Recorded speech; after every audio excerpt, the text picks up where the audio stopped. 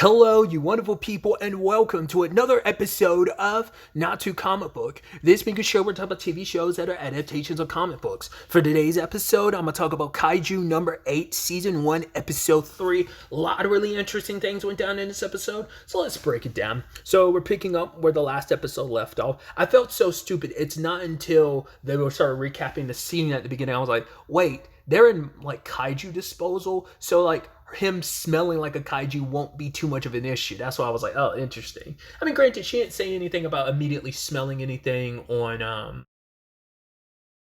oh god, Ichikawa, but it's also like you can make the argument like, well, he's been in this longer, they just did a job, but you know, with everything going on, she didn't really have time to really process all that.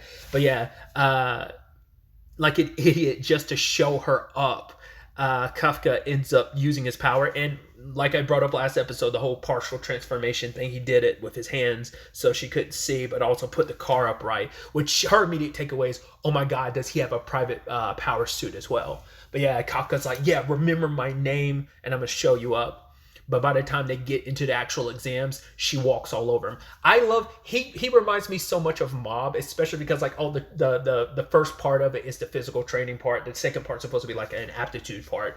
But because his number's like what, like 219 out of 225 is his end result, and I'm like, I don't remember the number. I think it's like in the 300s. It might be in the mid 200s for Mob Psycho. Like Mob, like anytime like they do the kind of, oh god, the race, he'd always be a low number, but like spoilers, like he eventually got to a pretty decent number, but you know, kind of got, you know, DQ'd because he ended up passing out from anemia. But it kind of reminds me of that a little bit, where I'm like, oh man, those are Mob, you know, those are Shigeo numbers, but he's putting in the work. Even like him being in behind the pack when they're all running ahead of him, very Shigeo Body Improvement Club coded. I was like, oh, you know, especially because it's in my mind, because if you're unaware, like I recently finished Mob Psycho. Like I ended up taking breaks in between like the first half of season 3 to finishing the rest of season 3. But yeah, just if you're curious, I did a review on every episode,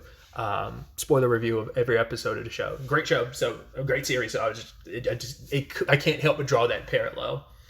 But he's also thinking like, no, like I exercise every day. I'm in pretty good shape. Because I mean, it makes sense. You would probably need to be in decent enough shape considering being part of like monster disposal. But he's like, maybe it's just me being 32. He's like, is it this much of a difference? Because I'm curious like how old everyone is. Because like they never specify how old Ichikawa is. I mean, once again, the limit to the cutoff point has been moved to 33 being the cutoff, but it wasn't like that before. So I'm wondering what the previous cutoff was. And like I said, how old is it? Like, is everyone in like the early to mid 20s? Like even Ichikawa? Well, with the exception of Kikoro, we found out, well, I don't know if she's currently 16. That whole thing they talk about, like, oh, they graduated their respective like places they were at the top of their classes and stuff like that. And she is like, she graduated and she's from like California, so I guess that's supposed to lean into like the whole blonde hair thing, like she's probably mixed race. But yeah, she graduated like at 16 and she ended up skipping a whole bunch, so I don't know if she's still 16 or maybe she's like 18 now or something like that. It's kind of, I think that's also going to add to like the competition, because she's literally half his age and she's got, once again, that princess like ho ho ho ho type of like characteristics and aspects, so you know that's going to grind his gears even more, because she came in number 5 and she shows him up again and again and again and rubs it in his face. But her reason for doing it is because she's also like, yo, that great strength you showed outside, why are you holding back? You're starting to piss me off. And I'm curious if this is going to be a situation, you know, and this is a character type thing that happens where people have a fixation where they're like, why are you holding back? It's disrespectful that you're holding back. It's like, well, he also is trying not to use his powers. But even Ishikawa's like, wow, I'm proud of you not using your powers. He's like, yeah, it's not fair for me to use my powers. Everyone else is here putting in their effort, and it'd be so disingenuous of me if I use my powers. But crap, I'm saying all that trying to sound super cool and amazing, but I should have just used my powers from the beginning. And it's like, oh, you poor bastard. But Ichikawa lets him in on something like the second half of the test, because it's been years since Kafka's taken it. He doesn't know for the past 2 years kaiju disposal has been the second part of the test, and it's like that's why Ichikawa decided to work in monster disposal even for part time, was to prepare himself for this. So it's like, oh, this was going to be Kafka's time to shine. So they're like, yeah. What I also think is interesting too, aside from getting to know Kikuro, we got introduced to like the other, was it 3 main people, and they ended up being numbers 1, was it 1, 2, 3, and Kikuro is 5. We never actually got to see who number 4 was, I don't think. Which I think it's interesting that as powerful as she is, I wondered, is it because she just didn't go as hard in the paint?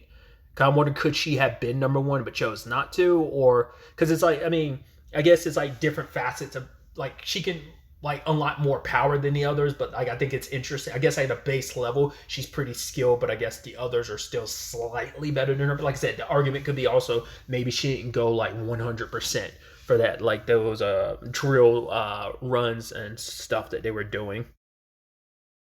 Hoshida, the vice captain, goes to Mina, is like, hey, here's the new recruits and stuff like that who are coming in and training. But it's like, yeah, well, the nominee trainees and stuff like that. But he's like, yeah, I'm sure you don't care. You never really care about this stuff. All you focus on is killing kaiju. But she takes an interest in the moment she sees Kafka's photo. She's like, yeah, go ahead. He's like, oh, really? He's like, I'm surprised. And he kind of gives her a rundown. Even later on, she watches the test. I'm sure she never does, but she is specifically because Kafka is here.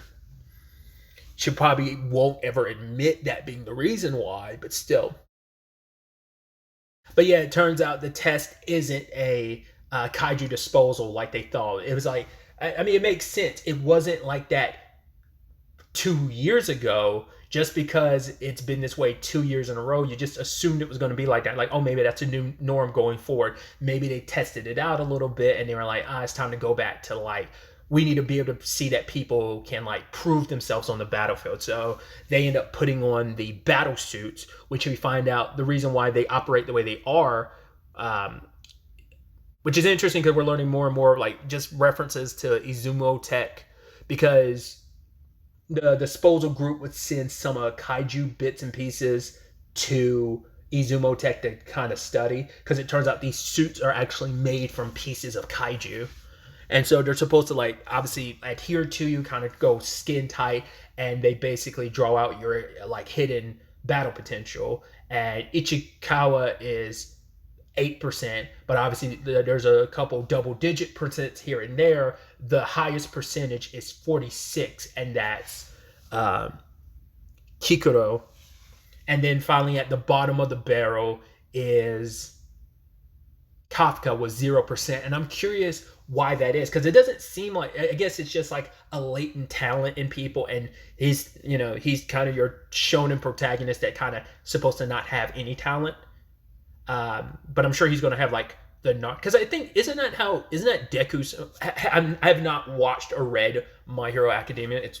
It's on the list, but isn't Deku like that? Isn't Deku like amongst like his quirks is like weird compared to everyone else? I've only picked up stuff here and there. Like I guess a better example would be like Naruto. Naruto seemed to have no talent, but then we also know like, well, you know who his dad is. You also know the family his mom comes from. You also know like part of his chakra was always being used to keep Kurama at bay. So it's just kind of like a weird situation for him. And once again, that Kaiju specifically went out of its way to find Kafka, because I'm curious, is the reason why he has 0%, like maybe he does have some secret talent or something about him is special, but maybe it's kind of like the Naruto thing of like where part of his chakra is all like, he has like double the chakra initially of like Kakashi's, but always a portion of it is always being used to seal away the nine-tailed fox. So I wonder if like maybe there's a similar thing in this regard where it's like, unless he's activating the power as a kaiju,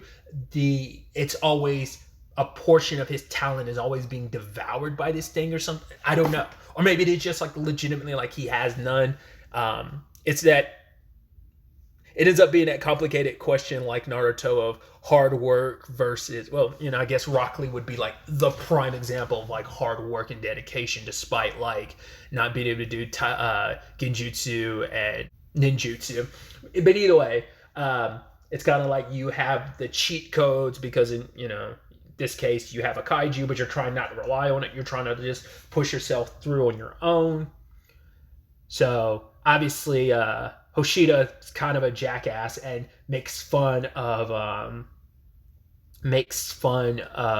Kafka because it's like, yeah, I've never seen a zero before. Like, that's hilarious. And because of it, it puts Kafka in a major disadvantage. Even Ichikawa getting 8% is kind of good. He's like, yeah, that percent at your point is kind of pretty good. Once again, even like Kikoro getting that at like 46% at like the young age that she is. Even he's like, oh, she's kind of like at a platoon leader level currently. So, but anyway, they have to go in and try to kill some kaiju. Obviously, she's stacking up all the points, and sadly, Kafka's so far behind because without the suit activated, he can't even pick up the gun. It's so heavy. But then he finds out Mina's here, so it's like, nah, I gotta show her. I can't fail in front of her. So he realizes there's more at play here than just, oh, who can wipe out the most. They want to see how we operate, like our tactics and stuff. So he goes with the pistol,